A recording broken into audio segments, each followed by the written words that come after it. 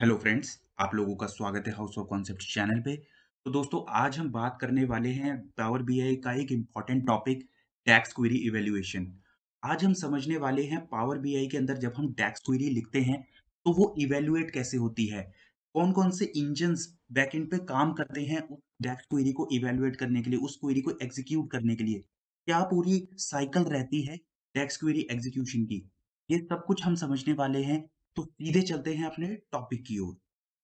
Okay, तो दोस्तों basically डेक्स के अंदर 2 तरीके के इंजन्स काम करते हैं। एक होता है हमारा फ़ॉर्मूला इंजन और एक होता है स्टोरेज इंजन। दोनों के पर्पस, दोनों के बेसिकली यूजेस बिल्कुल अलग होते हैं।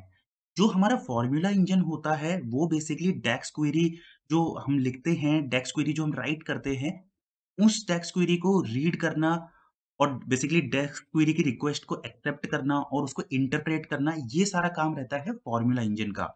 तो वहीं दूसरी तरफ अगर हम बात करें स्टोरेज इंजन की, तो जो स्टोरेज इंजन होता है, वो डेटा को स्टोरेज के ऊपर ज़्यादा ध्यान देता है कि किस तरीके से कंप्रेस्ड फॉर्म में, एन्कोडेड फॉर्म में डेटा को स्टोर कर सकते हैं, इसके ऊपर फ़ोकस रहता है स्टोरेज इंजन का। तो दोनों के पर्पस, दोनों के यूज़ अलग होते हैं ऑल टुगेदर।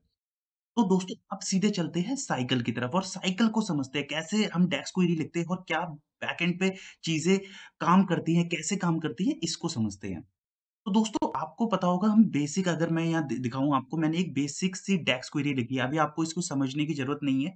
मैं आगे आने वाली वीडियोज़ में डिटेल में ऐसी डेक्स क्वेरीज़ बना के आपको समझाने वाला हूँ। अभी के लिए आप ये समझना है, ये मैंने एक डेक्स क्वेरी बेसिक सी लिखी है। जब भी हम डेक्स क्वेरी को लिखते हैं, डेक्स क्वेरी को एग्ज़ीक्यूट करते हैं, तो एक डेक्स क्वेरी की रिक्वेस्ट जो होती है वो सेंड होती है। ये रिक्वेस्ट हमारी जाती है फ़ॉर्मूला इंजन के पास।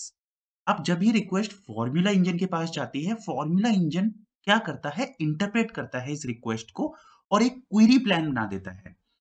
अब दोस्तों जो क्वेरी प्लान हमारे फ़ॉर्मूला इंजन ने बनाया है, वो क्वेरी प्लान आगे जाके फ़ॉर्मूला इंजन से पास होता है स्टोरेज इंजन के ऊपर।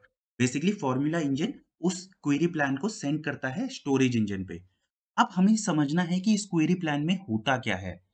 क्वेरी प्लान में दोस्तों बेसिकली क्या डेटा चाहिए और किस तरीके से उस डेटा को कैप्चर करना है, इसकी इंस्ट्रक्शंस होती हैं बेसिकली, जो फ़ॉर्मूला इंजन सेंड कर रहा है हमारे स्टोरेज इंजन को। तो जब भी ये क्वेरी प्लान स्टोरेज इंजन के पास पहुँचता है, स्टोरेज इंजन क्या करता है, नेसेसरी डेटा, जो भी डेटा हमारी डेक्स क्वेरी को एग्ज़ीक्यूट करने के लिए नेसेसरी डेटा चाहिए, उस डेटा को कैश फॉर्म में रिटर्न कर देता है हमारे फ़ॉर्मूला इंजन को। तो जैसे आप यहाँ पे देख पा रहे हैं इस एरो पे, जो हमारा स्टोरेज इंजन था, उसने नेसेसरी डेटा कैश को रिटर्न कर दिया हमारे फ़ॉर्मूला इंजन के पास। अब फ़ॉर्मूला इंजन क्या करेगा, टैक्स क्वेरी को बेसिकली एग्ज़ीक्यूट करेगा, रन करेगा against that data cache. Query execute होगी अगेंस्ट दैट डेटा कैशे। जैसे ही क्वेरी एग्ज़ीक्यूट होगी अगेंस्ट दैट डेटा कैशे, हमारा रिज़ल्ट जनरेट हो जाएगा, आउटपुट जनरेट हो जाएगा और आउटपुट हमारे को या एंड यूज़र को दिख जाएगा। तो दोस्तों ये कंप्लीट साइकिल होती है। बेसिकली जब भी हम डेक्स क्वेरी लिख रहे हैं तो फ़ॉर्मूला इंजन और स्टोरेज इंजन अपना एक रोल प्ले करते हैं।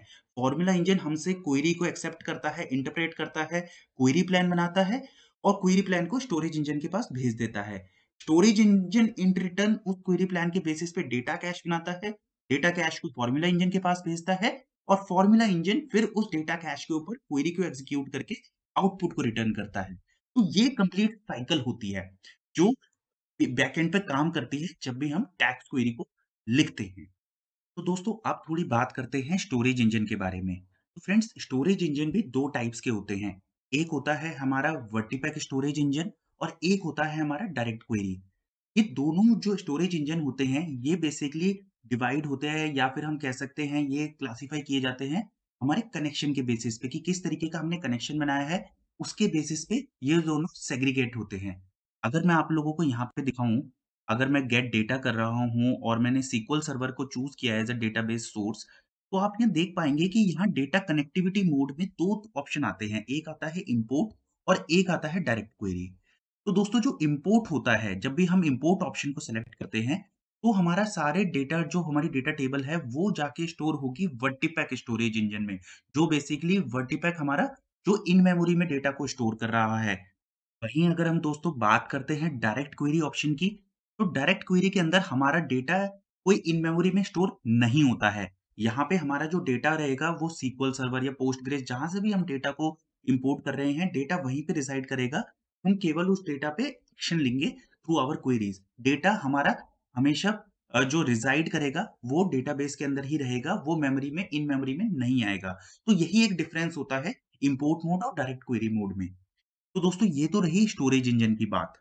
लास्ट में दोस्तों मैं आपके साथ एक बहुत ही इम्पोर्टेंट चीज़ शेयर करना चाहूँगा कि जब भी हम अगर मैं आपको एक बेसिक सी एक रिपोर्ट की तरफ लेके जाऊँ, तो यहाँ पे मैंने एक टेबुलर रिपोर्ट बनाई हुई है बेसिकली एक मेजर बनाया था डेक्स क्वेरी लिख के, यही डेक्स क्वेरी मैंने यहाँ लिखी है और इस डेक्स क्वेरी के बेसिस पे मैंने एक मेजर को डिज़ाइन किया। ये मेरे मेजर था और इस मेजर को के यूज़ करके मैंने एक टेबल बनाई है। तो जब भी अगर हम कोई फ़िल्टर यूज़ कर रहे हैं, जब भी कुछ भी अगर हम फ़िल्ट्रेशन कर रहे हैं इस डेटा के ऊपर, तो बैकएंड पे एक डेक्स क्वेरी ही फायर होती है। पर जो आउटपुट होता है, जैसे आप देख पा रहे हैं फ्रैक्शन ऑफ सेकंड्स में, मिलीसेकंड्स में हमारे पास ये आउटपुट आ रहा है। ये आउटपुट इतनी फ़ास्ट जनरेट होता है, फ़ॉर्मूला इंजन से बेसिकली क्वेरी प्लान बनता है, फिर हमारे स्टोरेज इंजन के पास जा रहा है, स्टोरेज इंजन हमारे डेटा को रिटर्न कर रहा है, उसके ऊपर फ़ॉर्मूला इंजन फिर डेक्स क्वेरी एग्ज़ीक्यूट कर रहा है। ये सारा काम इतनी फ़ास्ट होता है कि आपको पता ही नहीं चलता कि कितनी जल्दी हमारा आउटपुट आ गया। तो जस्ट एक आपको एक समझाने के लिए कॉन्सेप्ट कि किस तरीके से ये साइकिल कितनी फ़ास्ट काम करती है, मैंने एक ये डेमो एग्ज़ाम्पल आप लोगों के लिए डिज़ाइन किया। तो फ्रेंड मुझे उम्मीद है आपको ये डेक्स इंजन का कॉन्सेप्ट समझ आया होगा। अगर आप इसको आपका कोई डाउट है इस कॉन्सेप्ट से रिलेटेड, तो आप कमेंट सेक्शन में मुझे बताइए, मैं उसको आंसर करने की कोशिश करूँगा। मैं दोस्तों एक पावर बीआई डेक्स की एक पूरी सीरीज़ बना रहा हूँ, जिसकी आज ये दूसरी वीडियो थी। पहली वीडियो अगर आपने नहीं देखी है, तो आप जाके चैनल पे चेक कीजिए, जिसमें मैंने डिटेल में डेटा मॉडलिंग के बारे में डिस्कशन किया था। दोस्तों, मेरी आप लोगों से रिक्वेस्ट है आप इस चैनल को सब्सक्राइब करिए और इन वीडियोज़ को अपने दोस्तों के साथ शेयर करिए ताकि वो भी इन कॉन्सेप्ट्स को डीपली समझ सकें। तो मिलते हैं नेक्स्ट वीडियो में, तब तक के लिए थैंक यू, धन्यवाद।